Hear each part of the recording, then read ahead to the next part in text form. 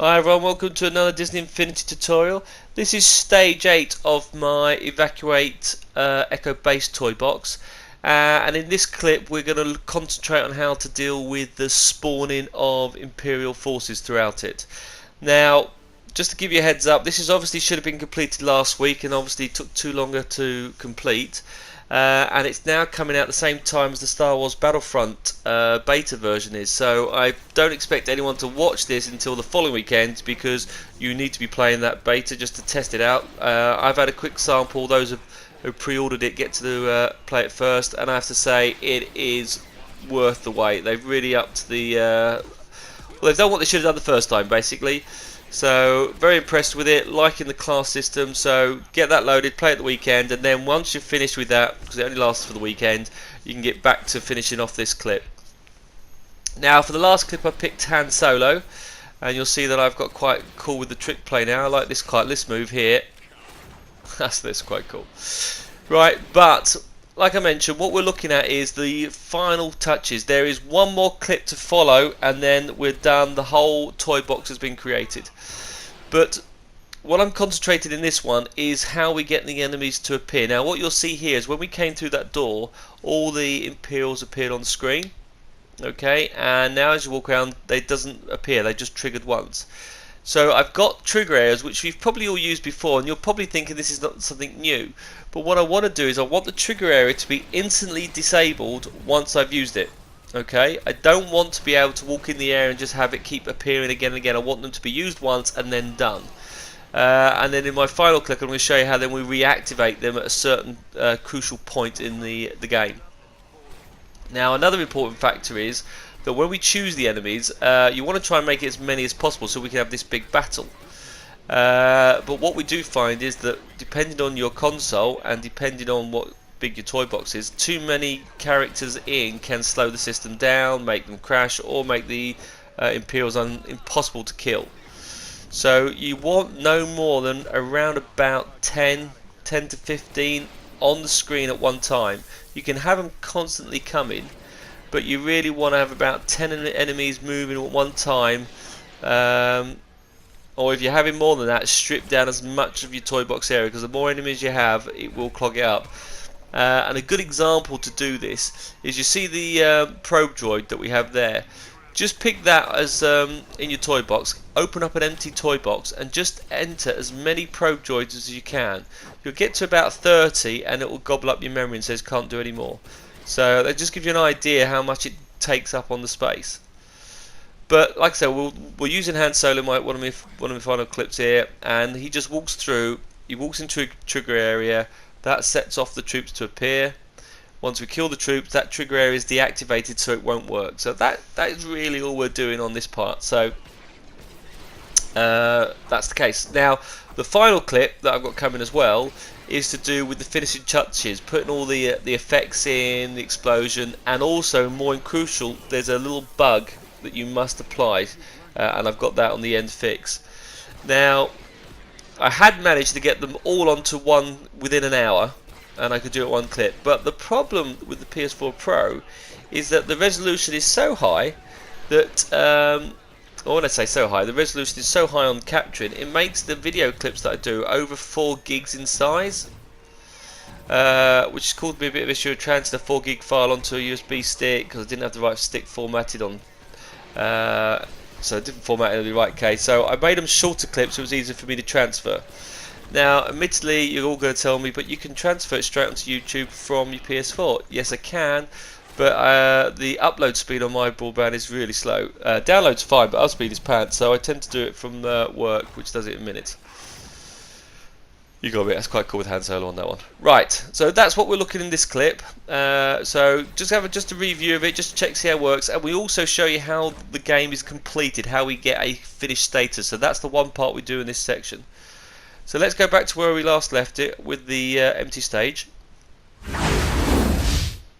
So you should be at this stage here where we've got one trigger area to deal with the activation of Darth Vader, and we've got our little platforms here scattered all around the bottom. Now what I'm going to do is I'm just going to grab one of these bottom platforms. I'm going to use that one for the main door, and I'm going to also look at tidying up our objects, getting them out of the way. We've got a lot of objects now cluttering up, we can start moving around. Now, key part here is we want to try and still keep them in order so we can trace them back, and the one most important logic gate out of this whole toy box is the reset one. Right, everyone else runs independently, but if you don't make it and you want to do it again, we've got to make sure we know where that reset logic gate is. So all I'm going to do now is any logic gates you've got on the map, we're just going to pull them down underneath the ground, chuck a couple little grounds on there and stick them in. I don't know why I have to have the ground on there. You don't actually need it. The logic gates will float in mid-air. It's not an issue. It just for some reason I have to have them on the ground. I don't know why, and I still haven't changed that, but oh well. It doesn't matter. I think it's just so I can visually see them, and then I think I need the ground to allow me to plot them in my head where they are. I think that's why I need. Just having them in the air, they just tend to disappear. So I think that's why I put the ground in. But oh well. So let's move all these down. And like I've also mentioned numerous times, occasionally when you're dealing with quite a large toy box, when you start moving the objects around, it sometimes can crash. So once you've got half of these done, stop, save, continuously go through. So now I've got rid of these logic gates here. You can see I've now positioned these to be more central, so where we start. And the key ones behind that door are the two logic gates down there to remove down. Now there's a button there that we haven't shown you how we put in. That was purely for one of my tests, so I can get rid of that one altogether. So we ignore that because you didn't actually have that in your system. Okay, so I'm just going to move the platform, have another one, so I've got two here, so I can clearly separate my reset button. Oops, have I done that? What have I done? Yeah, I've done that. There you go. Right, so I've got those two to do, but these two are my reset buttons, two lots of resets. So let's move that down, and let's keep a track that right at the start of the game, that goes through and that resets all the doors, all the gates, all the logic gates. So it's quite important. So we're moving all these down, and we're going so far. So cool. Now we're clearing up all the mess on the screen, and that's not too bad. Cool, and you'll still hear my little voice in the background because I've still got my my editing problem that I had that I've mentioned in my previous clips. Cool, so I think that's it all done. Everything's now tidied up in a nice position. So just going back to the map that I've done, if you look at the map, I talked about like the yellow stripy areas of the doors, but you'll see I've got large square chunks of where the trigger areas are going to be placed. So just pure yellow areas, that's where we're going to put the trigger areas to activate those troops to appear. So you'll see just those on the map, and again the links on the YouTube page to download this map so you can see where they go. Right, so what we're going to do is going to go to our creativity toys, and we need to go to our logic gates, and we're going to need some logic gates, and we're going to need the trigger area as well. But let's just go and find a trigger area. There we go. Right, and this is our first one when we start through. In fact, no, I'm going to not do the first one. Actually, I'm going to do the one down the side. Sorry, so I'm going to do this down the side here. So we've got a little corridor area. So this is going to match up there. So what I'm going to do now is just do all the trigger areas and make them fill the ceiling. So there's no way anyone can jump or fly over if you've got a flying character, because at the end of this I'm going to put like a blue barricade over the top so no one can jump over the wall. So these trigger areas, I'm going to set them all up now. While I'm getting it, might as well do them all. So let's put all the trigger areas. So to refer back to that map, yeah, look where they go, and you'll see they all should plot in the exact same spot. Align them flat. So that's on there. So that one's slightly wrong because I don't think I haven't got it too high. Yeah, see, that should have been a little bit down. Should be fit flush to the ground, and if it done it right when I moved it, it would have highlighted the other box slightly. There we go. So again, door opens up, nothing happens, walk through, then I'm into the area. Right, so that was one doorway behind the door there. I've got the doorway we need to do when we walk in, that needs to be one. Now this one in my final version I've actually changed. I've set this up just to be on the doorway. So when you go and press that button, yeah, you go onto the platform, that will trigger off the enemies. What I actually do is, you just see it, I only cover just the door. So if you look here, I just cover the door like that on the screen. I actually stretched it all the way back to the other wall behind it, and so my final version actually has that fully stretched, because which will explain in my next clip, I need to trigger those certain areas. So instead of just having that door, I go through the door and to the wall behind it. Okay, that's why I moved on to that particular screen. And I'll just keep going around now, putting all the trigger areas in and putting them all throughout the map. So now you'll see that I have jumped a little bit earlier because it's just the same part. But looking at my diagram I showed you, all the trigger areas are now in. So I've got the top areas that we've done. We've got the doorway. We've got the corridor going down the side, yeah, and we've got the other options at the side of the screen. Right, so we're going to stay with the doorway this time. And what we do, we need enemy wave generator. Okay, so we're going to grab that. Now, strangely enough, I'm going to stick these on top of the wall. Okay, I'm sticking them on top of the wall for a reason, because we're going to set these all up where they're going to appear. But I need 2 logic gates. Now what you'll tend to do with most of enemy wave generators, you do a trigger area that goes directly to the enemy wave generator, but that's not going to be the case, because like I mentioned, we go into that trigger area and we want to stop it. Now in most cases you would just link that out, so do new logic connection, on enter, and we do any player, yeah, any player enters there. We're actually going to not go to the enemy wave generator, we're going straight to the logic gate, and we're going to input a signal into that logic gate. Now when we input a signal, we're going to do a new logic connection with that logic gate and input it to the next logic gate. So we're going to input that signal. Okay, and the same thing again, new logic connection on output of that one. Can we close that gate? Now that's the important part. By closing that gate there now, guarantees that done, so it means it won't work again. And now we can do another logic gate saying on output, can we now generate the wave? Which, by the way, if we don't specify where the enemies are going to spawn, they're going to all appear on top of this tool, the enemy generator here. So what we're going to do now is we're going to go and find some locators, and we're going to link those locators all to the enemy wave generator. And I've had to record this a couple of times because I keep mumbling my words with the enemy generator. Now we're going to have around about 15 enemies, yeah, so we don't have to have 15 locators, so we're going to go from around about 10 or 6 or something like that. They'll just keep respawning. But I'm going to do a new logic connection, and every time I go into there I'm going to choose locator connection, and I'm going to connect each one of these to the enemy generator. So each one of those, right click on there, choose new locator connection, and when you click into there it will then choose the new spawn location. Now when we finish by putting all the rest of the furniture in our level, we will then finish them off by moving our locators and spreading them around where we want them to appear. So the reason why we've left all the locators on the roof on these blocks is that when we finish and we've got all the other objects in the rooms and all the rubble, we've got the wallpapers, the lights, whatever. Once we finish, we will then move those locators and drop them where we want them to appear. But the reason for the locators is we can then spread them out throughout the whole corridor, so you are completely surrounded and they're not all grouped together. And being surrounded also has another advantage. It stops the user running throughout the base. So by being completely encapsulated by all the enemies, they will tend to stop and take the enemy out. So this will slow them down, and that is the objective. Otherwise, if they run through, they could just run straight through the base, trigger all the areas off, and have over like 60 people on the base all coming out, which will kill the network and the speed. We want to control their movements, so they're not just constantly running around in a maze. They are actually having to fight them all through.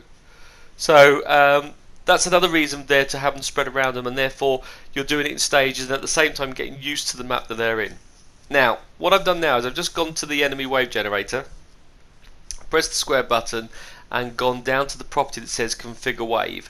And what you can do is you can just click on all the characters you want and do them one at a time, which is okay, but really I may want 10 items, 4 items. So what I'm actually going to do is I'm going to go back and delete each of these options out and then just pick independent ones from the list. So you see, I don't want all the stormtroopers, so in this case let's just delete the stormtroopers out. So I've got just the Hoth troopers, just the stormtrooper and just the officer.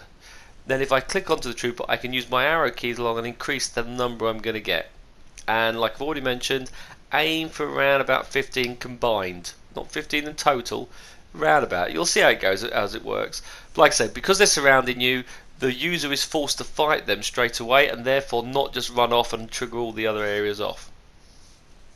Now what I'm going to do now is I'm just going to speed up the process, because you're going to repeat these items. You're going to repeat the 2 logic gates, the trigger area, link into the trigger area, and the enemy wave generator and the locators, and you're going to do that for every single trigger area you've done apart from the one that deals with the boss fight. It's only the new ones around the edge. The boss fight one that you've done, you don't have to worry about that. So I'm just going to speed up time again so you don't have to watch it, but if you need to watch it again, you obviously rewind and play this clip back. So let's just speed up time. So here I've got now all my new trigger areas around the base, the doorways and passageways. You'll see they've all got the locators. I've stuck them all on the ceiling, theoretically, which we'll worry about that later. And they're all connected through the base, yeah? So you'll just see the dots. Right, and I've got the last gate here, the one behind the one that cuts the power. There are none connected inside that room, so we're okay on there. Just those two areas. So that's now where we've got all the locators. They've all set up. The one area I haven't done, by the way, is this middle chunk area here, the one where we do the cave and we do the swamp monsters, or the Womp, I've forgotten the name of the creatures. Someone has to tell me what those Hoth creatures are called. Right, so what we're going to do now is, I've got various logic all over the place, so to do with the enemy generators, I'm going to keep them all in one place. So I'm just going to grab some terrain, and I'm going to put the terrain down here in the bottom left hand corner of the screen so I can do it. Now, the problem I'm going to have is which gate does this, if I'm going to put all of them in an area, which gate is this going to relate to? So what I'm going to do here is, if that's the case, what I'm going to do is I'm going to lay it out in the exact layout of the map. So I'm going to go up, grab the tools, and I'm going to bring them down on the particular screen. Now, I am going to leave one of the items apart, okay? So we have the first one that is linked to, see this one here, that one is linked to the trigger area. That one we're going to keep. Okay, we're going to leave that up there for the meantime and just bring down the one that then closes the gate and also triggers the enemy wave generator. So bring that one down and then go back and get the enemy wave generator and bring that down. And also I leave all the locators at the top there. So I'm going to move all that down on the screen. Right, let's tidy this up as we go along. Right, so that's that two done. And then the other logic gate will go in front of that. So that's in the bottom corner. Okay, so that one we'll come back to later. So leave that one again. So find the one that's linked to the trigger area. So there's the trigger area. Which one's linked to the trigger area? That's not the one. What is it? No, that's the one that's linked to the trigger area. That wasn't actually. It was the other one. Couldn't see. I couldn't see there on that screen. Right, let's move that down. So that is about a little bit high on the gate, which is good. And we go back and do the other one. All right. And you can tell the one because if it's not linked to this gate, then we're okay. But these two are linked together. Perfect. Right, so I want the next one, which is so I'm positioning them in the same part. So we've done the logic now. So what we're going to do now, we're moving these down. But the one that is linked to the trigger area, yeah, that's the one that we're leaving behind. Okay, that's the one we're leaving behind. The others we're moving out the way. That's important. And the reason for that is we need to reopen the nose on the setup. So you know when we restart a game, I need the system to go back in and actually open all those gates up. And so not to get confused, I can now pull them out the way and just leave that gate left on display so we can see it clearly. And again, if you look at where I'm placing them, I'm placing them in position to where they appear on the map, being the bottom corner of the screen. Right, so which one of these? That one's the trigger area, so that stays, so it's the other ones that go. Leaving the other ones behind, and I will position those all underneath this section. So that's the main entrance. That's the bottom corner. So about there. Let's go and get the other items. Yeah. Now I'm going to keep going through here, but I'm going to speed up time again. But we move them all across and just leave the one gate and the locators behind. Yeah. So moving these all down and keep them in a position so I can track them. So we're in the exact same layout. Right. Let's just do a little speed up time and go from there and see how that goes.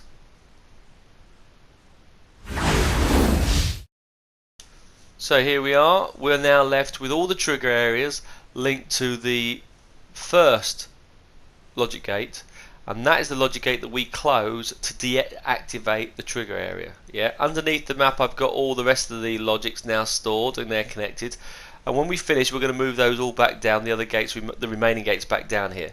But these gates here control the area. When we close these gates, those trigger areas become disabled. Yeah, those trigger areas do not carry on working. So once an enemy's been defeated, once we run back in that trigger area, it will not respawn. Now, when the level is over, we need to reopen all those gates. So we're going to create a new logic gate, right? And what this is going to do is to control the resetting of all the trigger areas. Yeah. So what we're going to do here is new logic connection on output. Can we open that gate? Now, because they're on top of the map, it's a lot easier to go through and connect all these other items on. So we now have to go through every single gate that's left on the top there. So new logic connection on output. Can we open the gate? And I'm going to do that for every single one. Now, the main purpose for this, excuse me there, about to choke. So the main purpose for this is that when we start a new game, we don't know which areas we've closed. So when we start a new game, we go press that, and it reopens all the gates for us. Okay. But the other main reason for it is that when we defeat Vader, we are actually going to send a signal back to this logic gate. And when we send a signal back to theirs, that will reactivate any gates that we've closed and give the impression there's more troops suddenly appeared. So once Vader dies, that gets the signal and all the trigger areas are reactivated again, so we can have another set of spawn enemies. So that's the reason for all that. Yeah, and I will show you that a bit later on as well. But we're just going through each one of these, just doing on output, new logic connection, on output, go to each of the remaining gates that are left open and tell them that are closed, tell them to open them. Yeah. And I'm showing you all the links that we're doing, and then obviously once that's done, we're going to move that back down underneath the map. And also be aware the locators are all stood there. You can see all the locators stood at the top, and we're not using the locators until we finish with the actual decoration of the base. Alright, let's keep going through. Have we done that one? Go into there.